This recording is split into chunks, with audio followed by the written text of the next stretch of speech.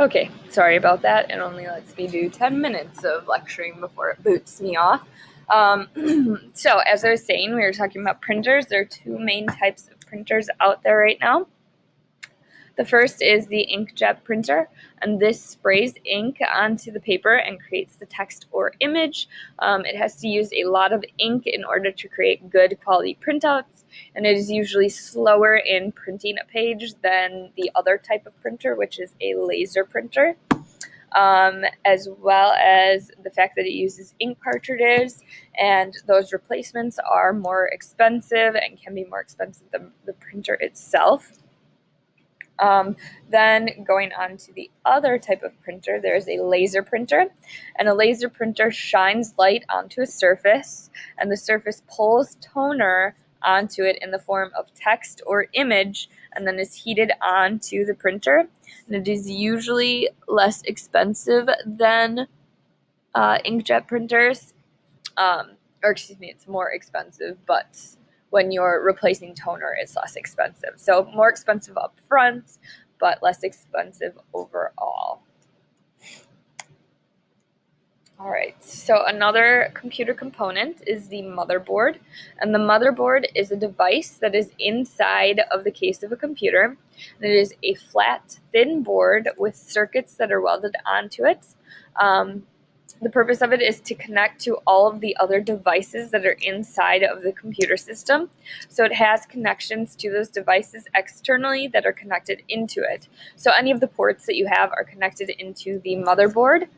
And the motherboard also contains the CPU chip as well as the ROM chip, which I will be going into in the next couple of slides, just to remind you again what each of those are. So the CPU is the central processing unit. So it is a silicon chip. And remember, that is like the brain of the computer. So that chip transfers or processes all of the data or information from one device to another. It has the speed or processing time of the chip that is measured in hertz. So you always measure this processing in hertz. The latest and fastest CPU currently available is Intel i7. And as you can see, those are just different bits per second. So depending on the processing, there's megahertz, gigahertz, and terahertz. Terahertz is the fastest type of processing that you can have.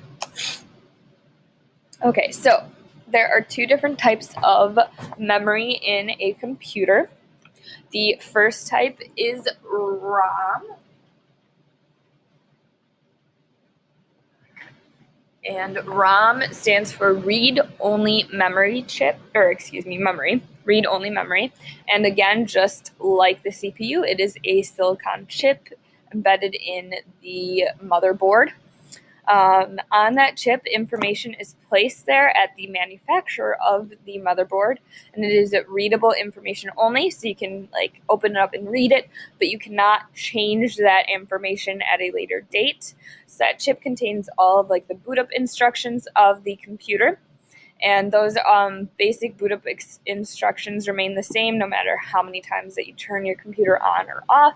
Therefore, they don't need to be altered for the lifetime of the computer. So all of that is read-only memory, and you can think of read-only memory as the long-term memory. So long has the O in it, and it is ROM. That's how I kind of try to remember the two, because we'll be going on to the next type, which is called RAM. So they're very similar. But ROM is long-term memory. Oh, oops, sorry, I messed this up. I'll go back to the next one. So RAM is the other type of memory, and RAM stands for random access memory. And it is a small circuit board which contains silicon chips that fit into slots on the motherboard. So you can have a few different chips of RAM memory. So when you're running things on your computer, most of the time it is in RAM. So a computer system can have more than one RAM card, and each RAM card can only hold a limited amount of information. And RAM again is measured in hertz when it comes to its processing, or the speed, so how fast it can process information. And then the actual memory space is measured in bytes, so how much information it can store at one time. An example of this is actually, I'll do it with my computer. I had two silicon chips in my computer that were each 2 gigabytes of memory. So it had 2 gigabytes worth of memory. And so I actually needed to switch it out and put in a 4 gigabyte card because I was using too many things. I was opening too many things at the same time that my computer was running extremely slow. So in order to have that extra storage so that it can have everything up at the same time, because all of that is technically in memory, it's just in the short-term memory, I needed to get more bytes, so more space for all of that to be running at the same time. So usually current systems have about 4 gigabytes of RAM installed in them. So for example, I had 2 cards that were 2 gigabytes each, so I did have a total of 4 gigabytes. But because my computer is older, it tends to take up more memory space when I have stuff open. So I had to get a 4 gigabytes thing of memory. So then I had a total of 6 gigabytes of memory now in my computer. And so like that temporary memory is what holds like whatever document you are currently working on. So right now, for example, it is holding this PowerPoint, and as you can see, I hope you can see, when I went up to the corner, it can show you everything else that's up. So I have Google running, and that's how I'm screencastifying this.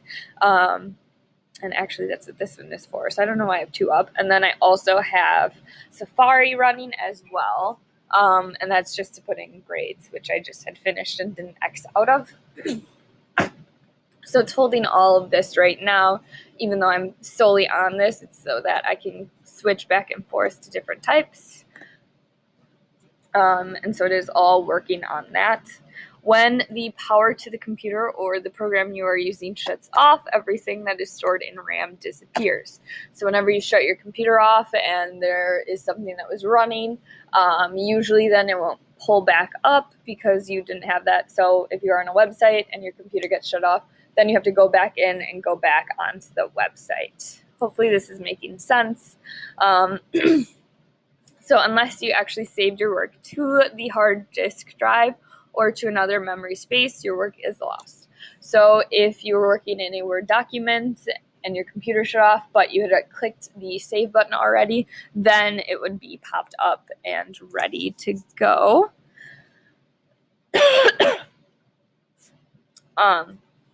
Because you had it saved to your hard drive. And that is it for notes. So hopefully all of that made sense to you. If you still need additional help with that, let me know. I know it's a lot of information all on one slideshow. Yeah, and now I got to figure out how to close this because I hid. There we go.